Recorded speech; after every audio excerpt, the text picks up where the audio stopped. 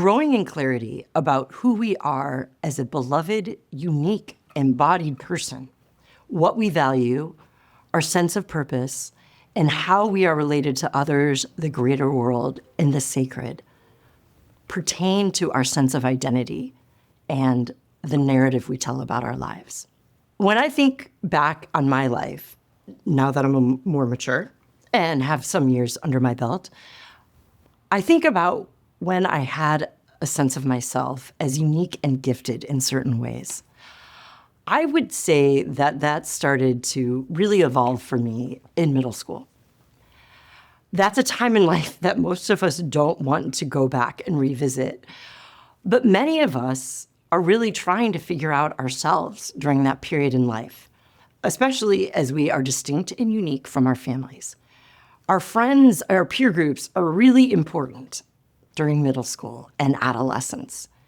We don't want to stand out as different from our peers. But even though we want to be like our peers, we have that sense that there is something unique about us. And there is a glimmer of who we might want to become. We often understand our identity in relation to others and the core values that we hold. I was an Ebstyne. I still am an Ebstyne. That's my maiden name, my family. I'm from Chicago. I was a Cubs fan when we lost every game.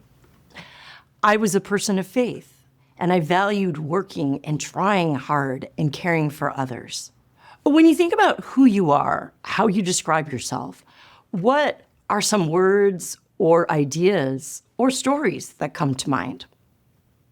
Some words might describe gender or sexual preference, your role in your family, wife, mother, daughter, sister. But there are also other parts of identity that point to your uniqueness. Are you creative? Are you a geek, analytical, quant? Or your personality? Are you extroverted, anxious? What do you value? Fun-seeking? Are you family-oriented, ambitious? We might see our identity as a child of God or as connected to all human beings. While many of these things seem like fixed qualities, many aspects of our identity evolve and change over the course of our lives. One way of understanding our identity is actually as an evolving story we tell about our life, how we grow and change, the different groups of people we belong to throughout our lives. Our stories or our narratives include how our values change, our sources of hope.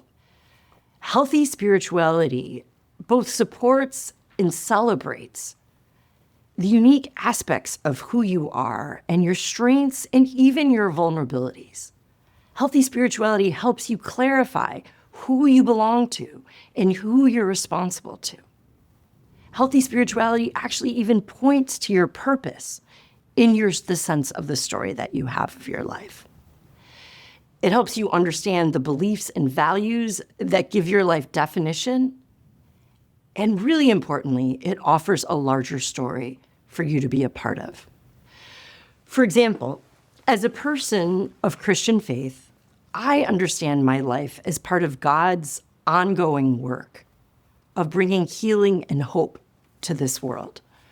When we have a larger narrative or story that we locate our identity or our story in, these larger narratives guide us towards developing the capacities and the virtues we need to be more loving, effective people. How does that happen? We engage spiritual practices that enable us to slow down, to reflect, to regulate our emotions, to relate to others, and ultimately connect us to what matters most. This enables us to make meaning of our lives, even if we don't realize we're doing it. Some of the stories we tell about our lives lead to thriving, and some keep us stuck or anxious or lacking purpose. Where healthy spirituality helps us is when we can see our story, our uniqueness, as playing a role in a bigger story. That our lives have meaning and purpose, and that we are meant to contribute. The belief that all humans have dignity and worth is a powerful narrative and can inform and drive a life's purpose.